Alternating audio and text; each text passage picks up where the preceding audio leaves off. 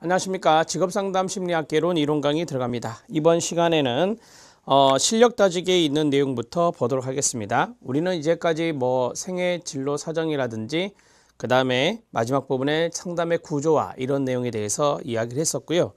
자, 실력 따지기 내용을 마무리하고 그 다음에 제2절로 들어가도록 하겠습니다. 첫 번째는 직업상담에 CIPPM이라고 되어 있습니다.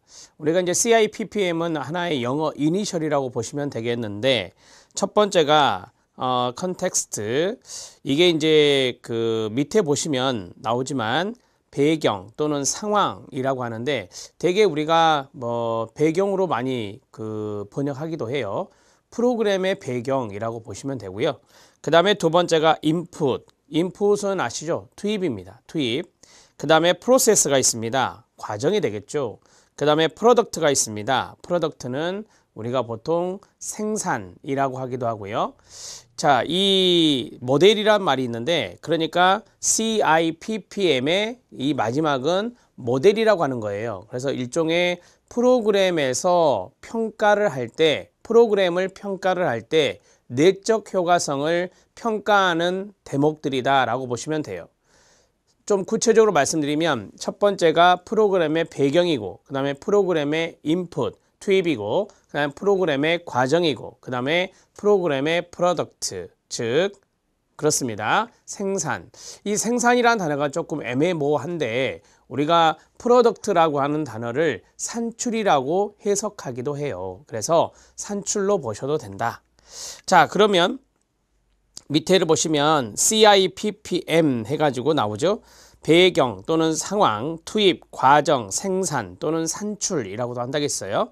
자, 이것의 평가는 그 다음에 형광펜 밑줄. 이게 중요한 거였어요. 프로그램의 내적 효과성을 검토하는 모형이다 라고 해요. 내적 효과성, 그러니까 프로그램 안을 쳐다보는 거예요. 프로그램의 배경이 어떻게 되고, 프로그램의 투입 요소가 뭐고, 프로그램의 과정은 어떻고, 프로그램의 산출은 어떤지, 생산물이라고도 하고 산출이라고도 하고요. 이런 것들이 바로 이제 프로그램의 내적 효과성을 평가하는 거다라고 보시면 됩니다. 자, 이니셜만 기억하세요. C, I, P, P, 그 다음에 M은 모델이다. 이렇게 정리하시면 됩니다. 자, 사이버 상담의 장점 하기 전에 CIPPM에 대해서 간단하게 적고 넘어가겠습니다. 자, 타이틀을 이렇게 적으시면 돼요. 프로그램의 내적 효과성 평가. 프로그램의 내적 효과성 평가와 연관성이 있는 것이 바로 CIPPM이다. 이 M을 우리가 모델이라고 마지막은 쓰겠습니다. 그러면 CIPP가 무엇이냐? 첫 번째, 프로그램의 배경이다. 그 다음에 두 번째가 프로그램의 투입 요소다. 그 다음에 세 번째가 프로그램의 과정이다. 프로세스. 그 다음에 마지막이 프로그램의 생산. 자, 생산을 우리가 다른 말로 산출물이라고 할 수 있습니다. 산출물 또는 산출 이렇게 정리하시면 돼요. 자, 그래서 첫 번째가 컨텍스트, 그 다음에 인풋, 그 다음에 프로세스, 그 다음에 마지막이 프로덕트다. 이렇게 해서 네 가지로 정리를 해드렸습니다. 자, 이렇게 간단하게 노트에 놓으시기 바랍니다. 여기에서 중요한 대목은 무엇이라 했냐면 바로 내적 효과성을 평가하는 것이다. 이 대목을 정리하셔라 이 말입니다. 자, 그 다음에 사이버 상담의 장점이 있습니다. 사이버 상담은 여러 가지가 있어요. 인터넷 상담을 하는 건데요. 게시판 상담을 하던 이런 것들이 여기에 들어갈 수 있겠죠. 채팅 상담도 여기에 들어갈 수 있습니다. 아무튼 인터넷을 활용해서 상담을 주고받는 것인데요. 자, 익명성이 있겠죠. 그 다음에 용이성이 있고요. 그 다음에 위급시 신속성이 있고요. 그 다음에 상담 내용의 영구적 기록이 되죠. 삭제하지 않는 한 영구적 기록이 가능하고요. 자, 그 다음에 그 외에도 다음의 내용이 있다라고 했어요. 자, 6번을 보면 개인의 지위, 연령, 신분, 권력 등을 짐작할 수 있는 어떤 사회적 단서가 제공되지 않아요. 일종의 이게 익명성이기도 하지만, 자, 이러한 사회적 단서가 제공되지 않으므로 전달되는 내용 자체에 많은 주의를 기울이고 의미를 부여할 수 있습니다. 그러니까 서로 이제 상담을 할 때 주고받는 내용이 있을 거 아니에요. 그래서 그 내용 자체에 많은 주의를 기울일 수 있다라고 하는 거죠. 그 다음에 일곱 번째는 내담자의 자발적인 참여로 상담이 진행되는 경우가 많아요. 그러니까 인터넷을 켜고 인터넷에 들어와서 상담을 요청하는 것이 이제 자발적인 상담이다. 그래서 대면 상담에 비해서 압도적으로 이러한 것들이 많기 때문에 자발적으로 대면 상담 같은 경우는 이 익명성이 없기 때문에 이제 좀 주저하는 경우가 많거든요. 그래서 자발적인 상담이 좀 잘 이루어지지 않는 경우가 많은데 이런 사이버 상담은 자발적으로 이루어지는 경우가 많다라고 해요. 그래서 문제 해결에 대한 동기가 상당히 자발적이기 때문에 높다라고 말할 수 있습니다. 상담자와 직접 얼굴을 마주하지 않기 때문에 익명성이라 말씀드렸죠. 자신의 행동이나 감정에 대한 즉각적인 판단이나 비판을 염려하지 않아도 되는 겁니다. 자신의 어떤 행동이라든지 자신의 감정에 대해서 어떤 비판을 받을 수 있다 또는 편견을 당할 수 있는 선입관에 의해서 이러한 것들을 당할 수 있는 것이 대면 상담이거든요. 이제 이러한 사이버 상담은 그런 염려는 좀 많이 없어지죠. 그래서 사이버 상담의 장점이라고 말할 수 있습니다. 사이버 직업 상담 기법이 4가지로 나왔네요. 우리가 이제 사이버상에서 직업상담, 진로를 이야기하는 것이잖아요. 그래서 이 4가지 차원에서 볼 수 있는데 첫 번째 1번은 뭡니까? 같이 한번 읽어볼까요? 핵심 진로 논점을 분석한다라고 했어요. 그러니까 진로나 직업적인 부분에서 이 사이버 상담으로 상담 요청이 들어오면 핵심 논점이 뭐냐, 이제 이런 것들 좀 분석할 필요가 있다 이거죠. 그 다음에 2번째, 진로 논점 유형을 정할 필요가 있습니다. 한마디로 말하면 유형을 정하는 겁니다. 유형을 어떠한 유형에 해당되는지 그러한 것들, 뭐 예를 들어서 뭐 실업자로서 취업을 하기 위한 것인지 아니면 이제 새로 직장 생활을 처음으로 하는 것인지 이해되시죠? 만약에 또 이직을 위한 것인지 이러한 것들이 다 유형이 다를 수 있잖아요. 그래서 그런 유형을 정할 필요가 있다라고 하는 거고요. 그 다음에 직업정보 가공하기입니다. 직업정보, 이 직업정보가 가장 중요한 거 아닙니까? 따라서 우리가 이러한 유형을 정했으면 그 유형에 맞는 직업적인 정보를 제공할 필요가 있거든요. 그래서 이런 직업정보를 가공을 하고 또한 마지막 부분에는 질문 내용에 대해서 답변을 구상한다라고 했어요. 이제 답을 달아줘야 되잖아요. 그래서 질문이 들어왔으면 거기에 대해서 위에 3가지로 쭉 정리가 됐고 그 정리된 것에 대해서 답변을 구상해서 달아드려야 되겠죠. 자, 4가지 아시겠습니까? 첫 번째 보세요. 핵심 진로 논점을 분석한다. 핵심 논점을 분석한다라고 생각하시면 되고요. 2번째가 무엇이죠? 유형을 정합니다. 진로 논점의 유형을 정하고 3번째가 뭐죠? 직업정보 가공하고요. 마지막에는 답변을 구상한다. 이렇게 해서 큰 틀에서 생각하시면 되겠습니다. 자, 전화 상담이 있습니다. 이건 전화라는 도구를 사용하는 것이죠. 전화 상담에도 장점은 있겠죠. 응급 상황에 대한 응급 상황에 있는 내담자에게 도움이 됩니다. 아무래도 좀 이렇게 위급한 상황에서 빨리 할 수 있는 상담이 전화 상담이 되겠죠. 청소년의 성문제와 같은 사적인 문제를 상담하는데 좋습니다. 이것도 익명성이 있어요. 대면하지 않는 거잖아요. 그래서 이 청소년의 성 문제 같은 이런 민감한 부분에 대해서 상담이 가능하다라고 하는 것입니다. 익명성이 보장되어 신분 노출을 꺼리는 내담자에게 좋겠죠. 그래서 신분 노출을 꺼리는 데 있어서 뭐 위에서 했던 사이버 상담도 마찬가지고 여기 전화 상담도 마찬가지가 되겠습니다. 자, 사이버 상담의 장점, 전화 상담의 장점, 이 교재 있는 대로 이해를 해 주시면 되겠고요. 굳이 판단하지 않도록 하겠습니다. 대신 사이버 직업 상담의 기법 4가지를 판사하고 넘어갑니다. 사이버 직업 상담입니다. 사이버 직업 상담의 기법 4가지가 있다라고 말씀드렸고요. 자, 첫 번째는 핵심적인 진로 논점을 분석한다. 핵심적인 진로 논점을 분석하기. 좀 풀어드리는 거예요, 지금. 자, 분석하고. 그 다음에 2번째, 유형을 정한다라고 했어요. 거기 나온 대로 진로의 논점을 분석했으면 논점의 유형을 정하는 겁니다. 유형을 정하기.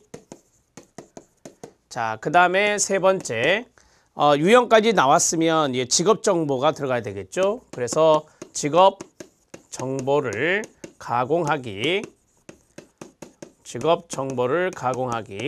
자, 마지막은 답변을 구상한다라고 했어요. 질문에 대한 답변이 되겠죠. 질문에 대한 질문에 대한 답변을 구상하기.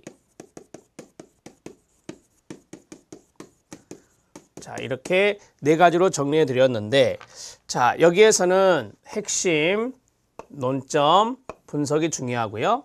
그 다음에 여기는 유형을 정한다는 게 중요하고요.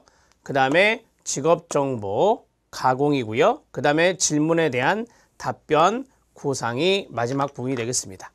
자, 파란색으로 동그라미 친 부분이 핵심이기 때문에 이 정도는 정리해 두시기 바랍니다. 자, 제2절 들어갑니다. 이제 어세스먼트, 사정으로 들어가겠습니다. 내담자 사정의 의미가 있고요. 목표 설정 및 진로 시간 전망이 있는데, 내담자 사정의 의미가 있어요. 몇 가지의 사정이 있는지 한번 볼까요? 첫 번째가 동기 및 역할 사정하기. 이걸 나누면 동기 사정하기, 그 다음에 역할 사정하기 두 가지로 나눌 수 있습니다. 가치 사정하기, 그 다음에 흥미 사정하기, 그 다음에 성격 사정하기, 넘기시면 쭉쭉 나오죠. 여기까지가 바로 내담자 사정의 내용들이 되겠습니다. 자, 세 번째는 내담자에 대한 사정입니다. 자, 내담자에 대한 사정은 어세스먼트라고 하죠. 어세스먼트는 우리가 보통 어떤 정보를 수집하면은 거기에 대해서 종합적인 분석을 하는 것이 바로 사정이다. 이렇게 말을 해요. 자, 종합적 분석을 하는 것이 바로 어세스먼트다. 이렇게 볼 수 있습니다. 자, 여러 가지의 사정 내용이 있었는데 그 틀만 좀 적어보면 동기를 사정하는 것이 있고요. 역할을 사정하는 것이 있고요. 그 다음에 가치를 사정하는 것이 있고요. 그 다음에 성격을 사정하는 것이 있었죠. 자, 이러한 것들이 바로 어세스먼트 사정하기인데 좀 중요도가 있는 것들, 흥미사정도 있었죠. 흥미사정. 중요도가 있는 것들을 말씀을 좀 드려보면 되게 이제 가치를 사정하는 거, 신념이나 이런 것들이 가치가 되죠. 가치관이라고도 하고요. 성격 사정하기에서 대표적인 것이 홀랜드예요. 홀랜드의 성격 유형이 나올 겁니다. 그 다음에 흥미 사정하기에 슈퍼가 등장합니다. 슈퍼. 내담자의 흥미가 어떻게 되는지 이런 것들을 보는 것이다. 자, 이 하나, 둘, 셋, 넷, 다섯 개 중에서 그나마 이 세 가지가 좀 중요도가 높다라고 말씀드릴 수 있고요. 그렇다고 해서 앞에 있는 이 두 가지를 안 보고 넘어가시면 안 되는 거고, 조금 어렵게 나온다면 이 상호 역할 관계라고 하거든요. 상호 역할 관계를 어세스먼트 하는 것이 있습니다. 자, 보겠습니다. 동기, 사정, 자료, 사용하기 보겠습니다. 이 모티베이션이라고 하는 것이 동기인데 내담자의 동기가 낮을 수도 있고 높을 수도 있잖아요. 동기가 낮은 내담자의 경우는 이런 것들을 잘 살펴볼 필요가 있겠죠. 자, 내담자의 낮은 동기는 직업상담 과정에 방해가 될 수 있어요. 내담자의 동기를 유발시키지 않으면 불완전한 종결로 끝나거나 부적절한 의사결정을 초래할 수도 있어요. 자, 낮은 동기에 대처하는 방법이 있습니다. 첫 번째는 진로 선택에 대한 중요성을 증가시킬 필요가 있습니다. 진로 선택이 그만큼 중요하다는 것을 말할 필요가 있다라고 하는 것이고요. 그 다음에 좋은 선택을 할 수 있는 자기 효능감을 증가시킵니다. 여기서 중요한 단어가 자기 효능감이라고 하는 것이잖아요. 만약에 낮은 동기를 보이고 있을 때 자신이 긍정적인 동기를 강화시켜서 충분히 좋은 직업을 선택할 수 있다라고 하는 신념을 갖게 하는 거예요. 그게 바로 자기 효능감이라 하거든요. 그 다음에 기대의 결과를 이끌어내는 것에 대한 확신을 증가시킬 필요가 있습니다. 확신을 갖게 한다는 거예요. 쉽게 말하면. 그 다음에 직업상담의 결과를 최대화하기 위해서 내담자가 충분한 노력을 기울였는지 확인하는 기준 제시하기, 이런 것들을 제안할 수 있습니다. 자, 우리가 이제 내담자가 충분한 노력을 해야 되잖아요. 내담자가 충분한 노력을 해야 직업상담의 결과가 좋을 수 있어요. 그리고 이것을 확인할 수 있는 어떤 기준이 있으면 더 좋겠죠. 그래서 이런 내담자가 어떠한 노력을 얼마만큼 기울였는지 그걸 확인하는 것은 대개 우리가 노력성 평가라고 하는 것들이 있어요. 평가의 유형 중에. 그래서 얼마나 내담자가 노력을 했는지 그러한 것들에 대해서 확인하고 또 중간중간에 모니터링을 하고 이런 것들을 상담자가 좀 제안을 해줬을 때 내담자가 동기가 동기를 가질 수 있다. 이렇게 생각하시면 되겠죠. 위에 있는 내용은 그냥 참고적으로 알아놓으시면 돼요. 충분히 이해되셨죠? 낮은 동기가 있을 때 어떻게 대처해야 되는지 이런 것들에 대해서 말씀드렸고요. 밑에 직상기출 그 자리에 별표 쳐주세요. 자, 지나게 된 것이 있어요. 거기 내용을 이해하시면 돼요. 동기 사정에서 내담자가 성공에 대한 낮은 동기를 가지고 있을 때 대처하는 방안으로 여기서 끊어야 돼요. 여기서 끊고, 자, 그러면 이제 1번은 동기 사정하기에서 내담자가 낮은 동기를 가지고 있다. 내담자가 낮은 동기를 가지고 있다. 그러면 낮은 동기를 가지고 있으니까 낮은 동기만큼 수행하는 게 좋을까요? 아니면 좀 이렇게 긍정적으로 조금 이렇게 강화할 수 있는 방법, 동기 강화를 하거든요. 동기 강화를 시킬 필요가 있을까요? 첫 번째가 맞을까요? 두 번째가 맞을까요? 두 번째가 맞겠죠. 긍정적인 동기 강화 단계를 거쳐서 상담을 해 나갈 필요가 있다라고 하는 거예요. 자, 뒤에 보면 낮은 수준의 수행보다는 끊어요. 긍정적인 단계를 강화시켜 수행 기준의 필요성을 인식시키는 것이 요구된다라고 했어요. 자, 쉽게 말씀드리면 내담자가 낮은 동기를 가지고 있다라고 했을 때 낮은 수행을 하는 것은 좋은 게 아니다라고 하는 거예요. 동기가 낮기 때문에 그만큼만 수행해라 라고 하는 것이 아니라 긍정적인 동기 강화로 나아가는 게 좋다라고 했어요. 그래서 수행 기준의 필요성을 인식시킨다라고 했는데요. 자, 긍정적인 동기 강화에서 수행의 필요성, 이거 수행이라고 하는 것은 어떤 실천을 말하는 거예요. 자, 그런 것을 필요성에 대한 인식을 증가시킬 필요가 있다라고 하는 것이죠. 그렇게 되면 이제 동기가 강화될 거니까. 자, 이렇게 해서 정리하시면 되고 그 뒷부분을 보겠습니다. 즉, 내담자의 장점을 강조하여 격려하기, 그 다음에 긍정적인 단계 강화하기, 내담자와 비슷한 인물이나 관련 자료 보여주기는 낮은 동기를 가진 내담자의 동기부여와 함께 자기효능감을 증진시키는 다양한 기법들이 됩니다. 자, 그러면 여기서 이야기하고 있는 것이 긍정적인 동기 강화를 위해서는 어떻게 해야 될 것이냐. 격려를 해준다. 그 다음에 장점을 인식하게 한다. 내담자에게도 장점은 있을 수 있잖아요. 그래서 장점을 인식하게 한다. 자, 이런 것들을 하게 되면 긍정적인 동기 강화가 되고 더 나아가서는 자기 효능감, 앞에서 말씀드렸던 자기 효능감의 증진이 나타난다라고 하는 것이죠. 그러면서 이제 더 높은 수행으로 이끌어질 수 있다라고 하는 것을 이야기하고 있습니다. 자, 동기 사정은 이 정도 하시면 되고요.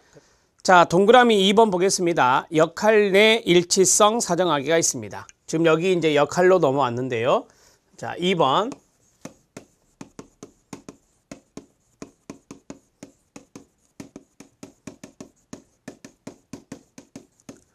자, 역할 내 일치성이 있습니다. 말이 좀 어려운데요.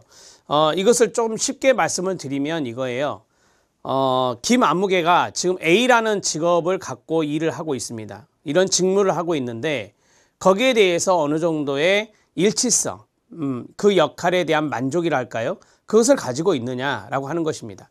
그게 바로 역할 내 일치성이다. 이렇게 말할 수 있는데요. 먼저 기억을 보면 역할이란 사회적으로 규정된 활동을 포함하는 삶의 한 기능이 됩니다. 우리가 이제 뭐 주부로서의 역할도 있고 남편으로서의 역할도 있고 학생으로서의 역할도 있고요. 자녀로서의 역할도 있고요. 그 다음에 뭐 지역사회 한 성원으로서의 역할 이런 것들이 다 있잖아요. 그런 것들을 이야기하는 것입니다. 상호 역할관계 사정은 직업인, 학생, 가족, 영적, 종교적 관계, 지역사회 성원 등과 같은 생애 역할 간의 내적 관계의 속성을 결정짓는 것을 상호 역할관계 사정이라고 한다. 다양한 역할을 우리는 하고 있잖아요. 그래서 이러한 역할적인 관계를 보는 것이다 라고 보시면 되겠습니다. 직업상담의 맥락에서 역할 내 일치성은 내담자가 현재 직업과 일치하는지라고 하는 거. 직업적인 직무가 있는데 그것이 이제 일치되는지 또는 일치할 수 있는지 여기에 대한 개념이다. 역할 내 일치성 사정의 최종 결과는 현재 직무에 문제가 있는 이유에 대한 추정치로서 자, 예를 하나 들어서 역할 내 일치성을 봤는데 사정을 봤는데 지금 현재 직무에 문제가 있어요. 그만큼 만족스럽지 못하다라고 하는 것이에요. 자, 나는 이 역할을 맡아서 하고 있지만 나는 이 역할이 나에게 맞지 않을 수도 있잖아요. 이런 것들이 바로 거기 나온 대로 뭐 직무에 문제가 있는 이유, 이러한 것들을 알 수가 있는 대목이고요. 다양한 직업이나 흥미를 만족시키고 효과적으로 기능하게 하는 방법의 추정치가 되어야 합니다. 자, 여기서 뭐 역할 내 일치성이라고 하는 것이 나왔는데요. 현재 직무에 대한 일치성 여부를 보는 것이죠. 자, 이 직무를 우리가 직업 역할로 생각하시면 돼요. 이 직업 역할에 대해서 일치가 되면 상당히 직무에 대한 만족이 있을 것이고, 그렇지 않으면 이 직무에 문제가 있을 것이다 라고 말할 수 있는 것이죠. 자, 그 다음에 밑에 보면 상호 역할관계 사정의 목표라고 하는 것이 있어요. 현재나 미래의 어느 시점에서 작업 역할을 방해하는 역할들을 결정하기 위해서 상호 역할관계 어세스먼트가 필요하고요. 내담자가 좋지 않은 작업 역할에 처해 있을 때 부정적인 작업 결과를 보상해주는 역할을 찾아내기 위해서 필요하고요. 현재나 앞으로 보완될 역할을 결정하기 위해서 필요한 것이다 라고 해요. 자, 우리가 이 기억에 방해하는 거 있잖아요. 이게 상충이라 하는 것이고요. 그 다음에 니은 같은 경우는 보상해주는 역할이라고 되어 있잖아요. 그래서 이 보상적 역할이라고 하는 것이고 디귿에 보면 보완이라는 단어가 있잖아요. 그래서 보완적 역할이라고 해요. 자, 직상기출에 보면 그런 내용들이 나오는데 두 번째는 이거예요. 역할 내 일치성 말고 여기에서 점을 찍겠습니다. 상호 역할관계 사정. 상호 역할관계 사정에서는 우리가 이제 여기에서 세 가지의 역할들이 나온다. 첫 번째는 상충적 역할입니다. 상충적 역할. 그 다음에 두 번째 보상적 역할. 세 번째는 보완적 역할이다. 자, 이렇게 세 가지로 나누어집니다. 자, 상충적인 역할은 좋지 않은 거죠. 부딪히는 거니까.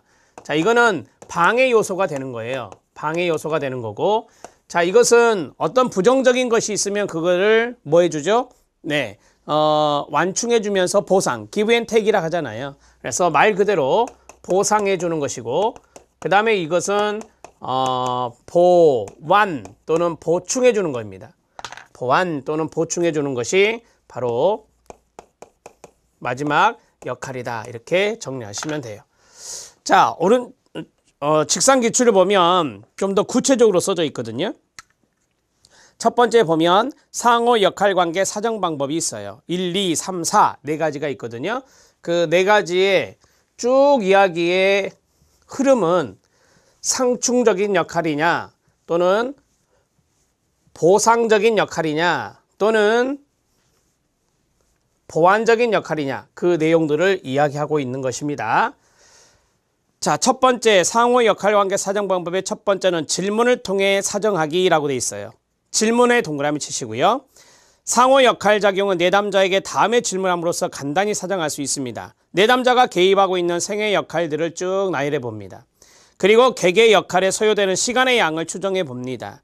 순서를 정하는 근거로 내담자의 가치를 이용해서 순위를 정합니다. 그러니까 뭐 생애 역할이 많이 있는데 그중에 많은 시간을 투여하는 것이 아무래도 좀 중요도가 있지 않을까요? 그 다음에 4번 체킹하세요. 그래서 상충적인 거, 보상적인 거, 보완적인 역할을 찾아내는 겁니다. 그게 바로 이제 핵심이거든요. 자, 그러면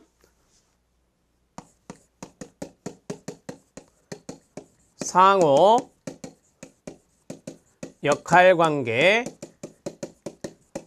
사정 방법이 있다. 첫 번째 1번은 질문을 통해 사정하기. 자, 질문을 통해서 무엇을 찾느냐? 앞에서 말씀드렸잖아요. 상충적인 역할,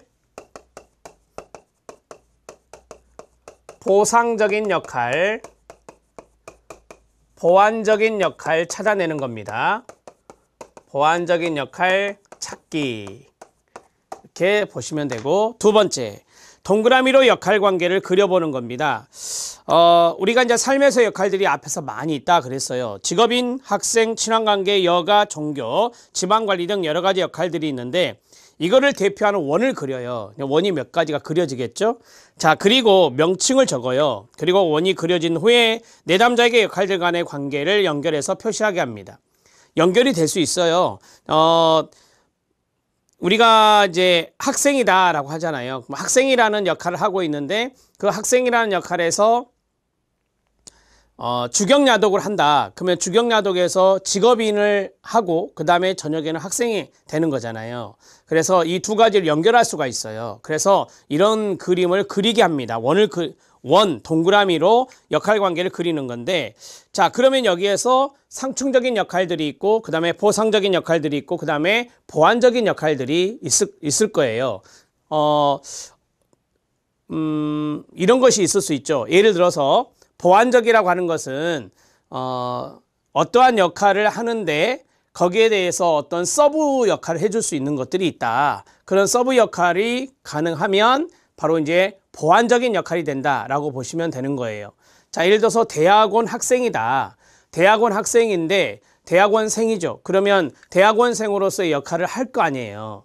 그런데 대학원생에서 우리가 무엇인가를 봉사자로서 역할을 하고 있다면 이 대학원생으로서 봉사자의 마인드를 더 심어줄 수 있는 거잖아요. 대학원생, 학과에 따라 틀리겠지만, 예를 들어서 복지학과다라고 한다면, 이 자원봉사자의 역할이 이 대학원생 또는 대학생으로서의 역할을 충분히 보상해 줄 수 있거든요. 이런 것들을 우리가 보완해 줄 수 있거든요. 그래서 보완적 역할이다. 이렇게 생각할 수 있는 거고요. 그 다음에 이제,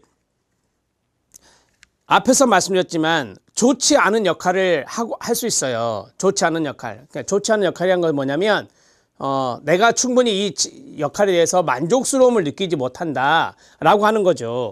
그랬을 때 이런 부정적인 결과가 나올 거 아니에요. 그런데 이런 것들을 어느 정도 보상해 주는 역할들이 있어요.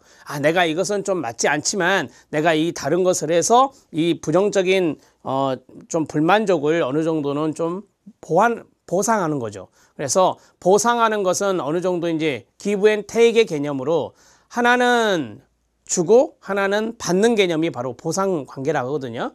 그래서 앞에서 말씀드린 대로 내가 어떤 직장 생활을 하는데 그 직장 생활이 조금 내 역할이 마음에 안 들어요. 그렇다고 해서 직장을 그만둘 수는 없고, 하지만 내가 다른 것에서 만족감을 느낄 수가 있어요. 예를 들어서 직장 생활에는 좀 힘들지만 여가 생활에서 충분히 어떤 동아리 활동으로서 동아리인으로서 역할을 하고 있다면 이쪽에서 좀 충분히 심리적인 만족을 가져와서 이 직장 생활에 필요한 부분들을 보상받을 수 있다라고 하는 것, 이런 것들이 바로 이제 보상적인 역할이 되겠죠. 상충적인 역할은 완전히 부딪히는 거예요. 그래서 앞에서 말씀드렸다시피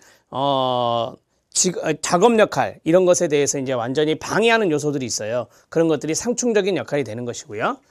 자, 이제 두 번째는 뭐였냐면, 하나씩 설명해 드려야 되니까 이것은 동그라미를 그립니다.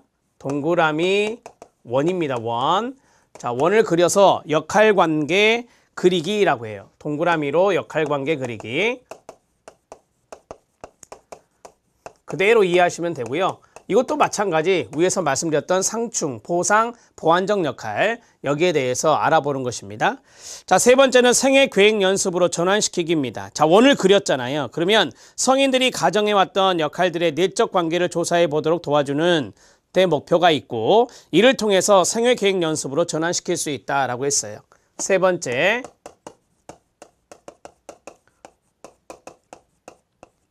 생애 계획 연습으로 전환시키기.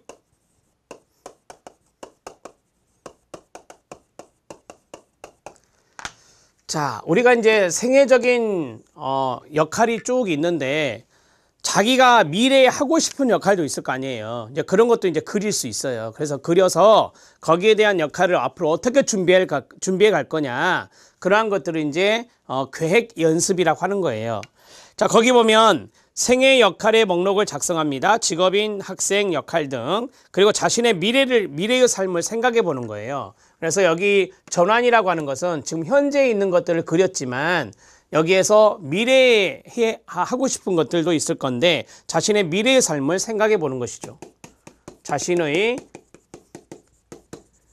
미래의 삶 또는 생애 역할 이런 것들을 생각해 보는 겁니다.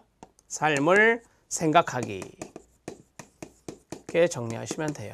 자, 마지막 부분입니다. 상호 역할 관계 사정 정보 처리하기인데요. 자, 성인 내담자의 경우에는 상호 역할 사정에 응답해야 되는 가장 중요한 문제들은 다음 것들이 있다. 요 세 개 나올 거예요. 첫 번째가 작업과 상충하는 역할은 무엇인가? 상충의 동그라미. 두 번째, 부정적인 작업 경험이 있을 때 어떤 역할들이 강화되어야 보상을 주는가? 보상의 동그라미. 만일 바꾸고 싶을 때 작업 역할과 보완적 역할을 모두 실제로 증진시켜 주는 것으로서 과연 어떤 역할들이 작업을 보완해 주는가 라고 했어요. 보완의 동그라미. 자, 이런 것들이 이제 우리가 이야기하는 것들인데요. 자, 네 번째 마지막 부분은 자, 상호 역할 관계를 이제 마지막 부분에서 상호 역할 관계 사정 정보 처리입니다. 상호 역할 관계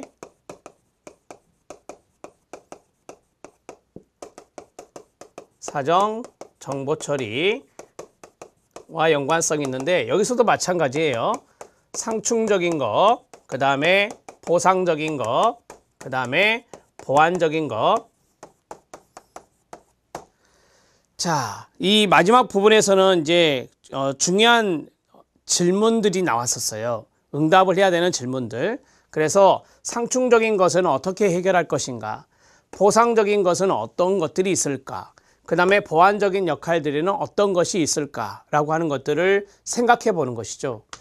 자, 이 네 가지를 쭉 적어 드렸는데 만약에 여러분들이 이게 시험에 출제가 된다 하면 제가 앞에 말씀드렸던 거 있죠. 질문을 통해서 사정하기, 동그라미로 역할 관계 그리기, 생애 계획 연습으로 전환시키기, 상호 역할 관계 사정 정보 처리. 이 네 가지가 쭉 박스형으로 나올 수 있고요. 그 다음에 기억해야 될 것이 역할이 세 가지가 있었어요. 상충, 보상, 보완적인 역할. 이 세 가지의 역할 관계를 사정하는 것이 상호 역할 관계 사정이다. 이렇게 생각하시면 되겠습니다. 자, 이번 시간에는 제가 앞에서 실력 따지기에 있는 것을 마무리해 드렸고 그 다음에 동기 사정하기, 그 다음에 상호 역할 관계 사정까지 해드렸습니다. 다음 시간에는 가치 사정, 흥미 사정, 성격 사정 이런 것들이 기다리고 있습니다. 그 내용들에 대해서 알아보도록 하겠습니다. 수고하셨습니다.